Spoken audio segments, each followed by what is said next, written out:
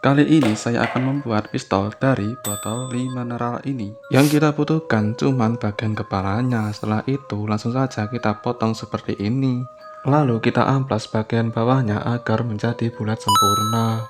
Kita gabungkan cinta mereka agar menjadi satu. Kita siapkan pemantik korek api dan juga pulpen bekas. Setelah itu kita ambil sebagian tutupnya, lalu kita lubangin bagian bawah dan juga tengahnya. Lalu kita tancapkan pemantik korek api dan juga bulbanya seperti ini. Setelah itu kita tinggal lem agar dia kuat dan kokoh. Di sana saya sudah siapkan botol untuk pengetesan. Setelah itu kita buka tutupnya, semprotkan spiritus sebanyak 5 kali, lalu isi peluru dan